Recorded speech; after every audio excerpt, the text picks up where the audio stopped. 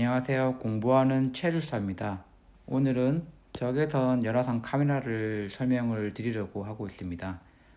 열화상 카메라는 전력 설비의 기기의 발열이라든지 이상 징후를 측정하는 아주 중요한 계측기입니다. 특히 전자파 중에 우리가 눈으로 보는 가시광선, 그리고 발열량을 측정할 수 있는 적외선, 또 PD 방전처럼 발생했을 때 코로나 방전을 측정할 수 있는 자외선 영역이 있고요. 이 부분에 대해서는 다시 나중에 설명할 기회가 있을 때 말씀드리도록 하겠습니다. 이 배경 그림은 저희가 쓰고 있는 플리어 적외선 카메라를 찍은 건데 좀 너무 흐릿하게 나와서 뒤에 다시 한번 설명을 드리도록 하겠습니다. 네, 적외선 카메라에 대해서 이제 제가 설명을 했는데 여기 설명을 하고 있는데요. 정의는 우리가 그냥 간단하게 눈에 보이지 않는 열 에너지를 시각화한 장치를 그냥 적외선 카메라라고 하시면 될 것 같습니다. 너무 깊게 들어가면 파장이 길고 짧고에 대한 것은 여기에 좀 맞지 않는 것 같고 직관적으로 알 수 있는 내용만 제가 말씀을 드릴게요. 이런 적외선 카메라의 특징을 보시면 이제 우리가 열이 발생하면 적외선 에너지라는 것이 나오게 되고 이것을 이미지처럼 과시하여서 직관적으로 알 수 있는 방식입니다.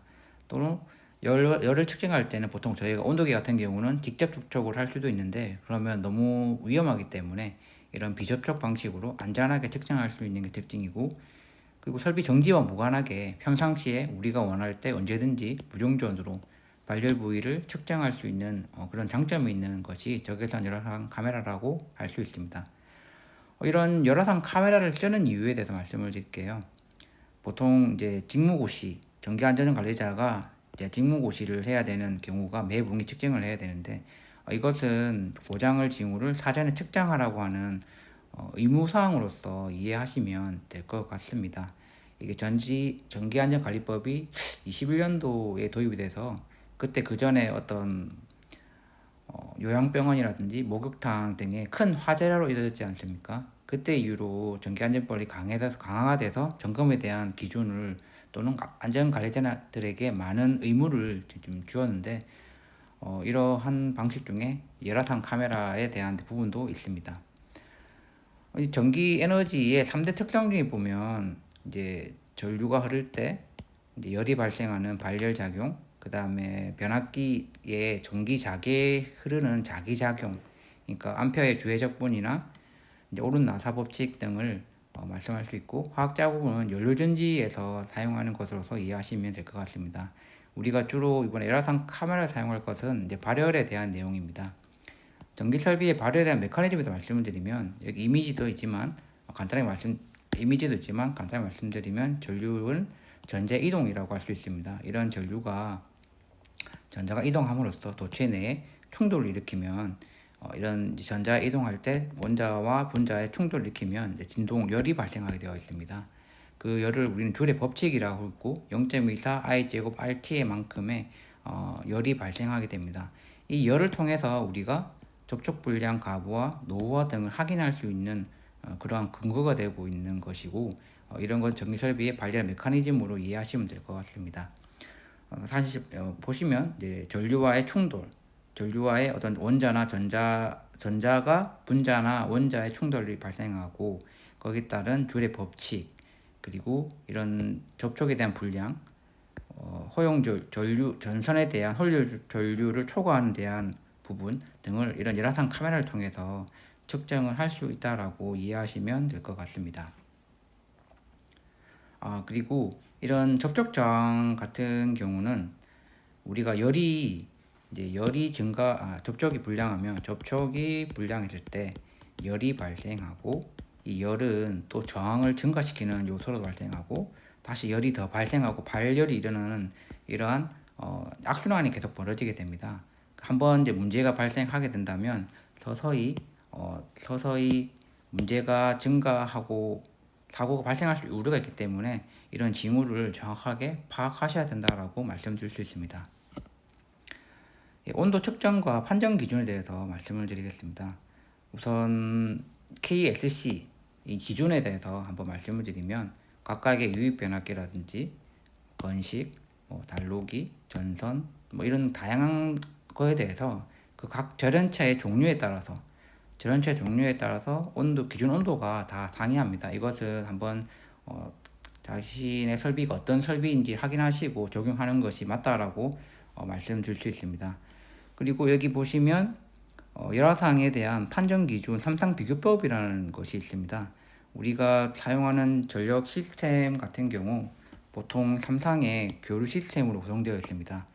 따라서 이상적일 때 불평형이 없다고 가정했을 때는 이러한 상들이 평형을 이룬다고 보시면 되는데, 부하의 불평형이 심하다든지 또는 한 상의 절연이 문제가 있다든지 될 때는 이런 문제가 어떤 열화상에 대한 문제를 발견할 수 있습니다. 이때 보면 편차가 5도이냐 10도 미만이냐 10도 이상이냐에 따라서 판정을 할 수 있고, 만약에 차이가 많이 난다면 우리는 거기에 대해서 점검이 들어가야 됩니다. 실제 클램프를 걸어서 온도의 부하에 불평이 있는지 또는 불평이 없다 하면은 이제 거기에 따라서 어떤 절연이나 전선이나 절연 그리고 열화가 발생하지 않았는지에 대해서 점검할 필요가 있는 것입니다.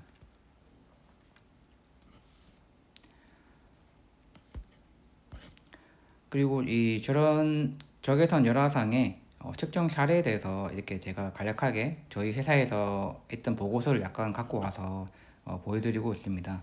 이 풀리어라는 제품을 이용해서 측정하고 있고, 각각의 단자에 대해서 온도를 측정을 하고 있습니다. 이때 발열 지점에 대한 것이 있으면 온도 3상 비교법이라든지 또는 기준 온도를 확인해서 보고서에 첨부를 하고 있습니다. 그 외에 다양한 설비에 대해서 이제 변압기라든지 이제 MOF라든지 그리고 CTPT라든지를 비교를 하고 있습니다.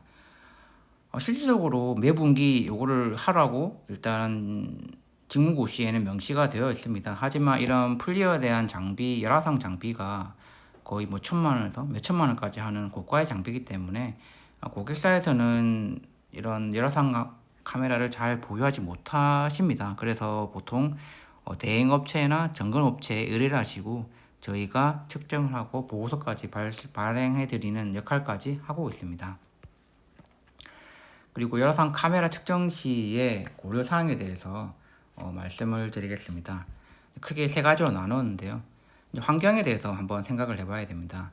옥내라면 관계가 없지만 옥외 같은 경우 특히 겨울철이면 실제 주변 온도가 낮기 때문에 더 온도가 낮게 측정될 것이고, 또 바람이 불면 거기에 대해서 냉각 효과 때문에 온도가 낮게 될 것이기 때문에 거기도 한번 생각을 해보셔야 됩니다. 그리고 이게 복사열을 측정하는 적외선 카메라지만 태양광에 의해서 어떤 태양광이 기기가 있고 태양광이 이렇게 비추었을 때 반사돼서 카메라에 측정되는 문제가 있습니다. 그렇게 된다면 온도가 순수 발열되는 온도보다 더 크게 태양광에 의해서 발생할 수 있기 때문에 우리는 거기에 대해서 충분히 검토가 좀 필요합니다. 실제 저희도 이런 사례가 여러 번 있었는데 온도가 어떤 부스바의 온도가 보통 30, 40도인데 한쪽만 60도로 넘어가는 경우가 있었습니다. 그래서 이게 진짜 철비의 문제인지 아닌지 저희가 다시 재검을 했을 때 여러 각도를 틀었을 때 이제 실제 온도가 열이 발생한다면 온도는 계속 균열하게 발생하고 있을 겁니다. 여기서 측정하고 여기서 측정하고 여기서 측정을 해서 그 온도에 대한 것을 파악을 해야지, 특정 각도에서만 해서 온도가 높다고 했을 때는 태양광 복사일이 아닌지에 대한 주변 환경에 대한 검토를 해야 됩니다. 그리고 거리가 너무 멀어서도 안 됩니다. 이제 픽셀에 대해서 이미지를 하기 때문에 너무 거리가 멀게 되면 그것이 주변의 픽셀과 평준화돼서 문제가 될 수 있기 때문에 이런 해상도도 충분히 고려해야 하기 때문에 우리는 거리를 적정하게 사용해야 됩니다. 그리고 부하 조건에 대해서도 한번 검토가 필요합니다. 예를 들면 정전시에 열화상을 측정을 한다. 이게 의미가 있을까요? 정전시에는 전류가 흐르지 않습니다. 전류가 흐르지 않으면 거기에 대한 열이 발생을 하지 않고 측정을 할 수가 없는 상황입니다. 그리고 그런 부하가 낮을 때는 접촉 불량이 있어도 열이 거의 발생하지 않는 것으로 판단돼서 정상으로 착각할 수도 있습니다. 따라서 최소한 평균 부하일 때, 우리 부하 설비 평균 부하일 때 낮 시간에 측정을 하는 것이 기본 조건입니다. 그리고 여기서 뭐 정상 상태 도달 시간이라고 했지만 실제 열적 평형 상태에 준해서 해야 된다는 것은 평상시에 이제 온도가 이렇게 쭉 올라갔을 때 이제 방열과 발열의 평형을 이루는 어떤 장소와 시간에 측정을 해야 되는 것을 말씀드릴 수 있습니다. 그리고 측정 각도와 시야에 대해서도 한번 말씀드리겠습니다. 보통 측정을 했을 때 이렇게 설비가 있다고 했을 때 카메라를 측정하면 이런 식으로 측정을 하는 게 가장 베스트하다라고 할 수 있습니다. 만약에 이렇게 비스듬하게 적용했을 경우에는 다른 쪽으로 이제 와서 요거랑 비슷하겠죠. 태양광에 의한 복사랑 비슷하겠죠. 이런 방식으로 반사율에서 측정값이 왜곡되는 문제가 발생할 수 있습니다. 따라서 이제 뭐 물론 다양한 각도의 측정을 할 수 있지만 이러한 것을 반사율에서 충분히 고려할 필요가 있다라고 말씀드릴 수 있습니다. 또한 이제 장애물을 당연히 제거를 해야 됩니다. 무슨 말이냐면 요즘에는 안전 이제 관리법에 의해서 이제 그 부스바나 또는 MCCB가 있는 판넬에는 보통 PC판이라든지 또는 아크릴 등을 그리고 아니면 커버 등이 다 설치가 되어 있을 겁니다. 그럼 그것을 그대로 둔 상태에서 측정해봤자 적외선이 통과가 되지 않기 때문에 적외선이 통과하지 못하기 때문에 우리가 이런 배전반이나 본전반이나 배전반에 문을 직접 열고 시야를 확보하는 이후에 카메라를 사용을 해야 됩니다. 이런 여러상 카메라가 우리의 전기 설비의 정상적인 동작과 이상력을 판단할 수 있는 매우 중요한 설비이기 때문에 이러한 고려해야 될 사항에 대해서 전체적으로 한번 알고 있어야 된다라고 말씀드릴 수 있습니다. 마지막으로 이런 적외선 카메라는 우리 사고의 예방의 핵심 장비입니다. 고장이 갑자기 확 뭐 단락 사고처럼 물론 확 날 수도 있지만 정상적인 상태라 했을 때 고장의 추이가 점점점 증가하는 온도가 50도에서 점점점 증가해서 90도, 100도까지 올라가는 그런 추이를 파악할 수 있습니다. 거기에 가장 유용한 게 이런 적외선 카메라라고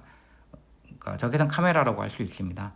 그리고 이제 좀 우리가 관리를 할 때는 온도의 추이를 관리하는 것도 필요합니다. 무슨 말이냐면 이제 26년이라고 했을 때 뭐 1월, 2월, 3월, 4월 뭐 이렇게 쭉 나갔을 때 이 부하 온도가 얼마씩 발생하는지 같은 시간대 같은 조건일 때 온도가 얼마씩 이제 변화가 있는지에 대해서도 물론 환경적 요소도 감안해야 되지만 그것뿐만 아니라 이런 설비 온도 추이도 관리하는 것도 큰 설비 열화 정도에 파악하는 데 도움이 될 수 있다라고 말씀드릴 수 있습니다. 우선 저희 온도 이상에 대한 표시를 이제 이렇게 그냥 표현을 한 것으로 그냥 참고만 해주시면 감사하겠습니다. 적외선 카메라에 대해서 이제 말씀을 드렸고 이제 좀 도움이 되셨다면 좋아요와 구독 부탁드리겠습니다. 감사합니다.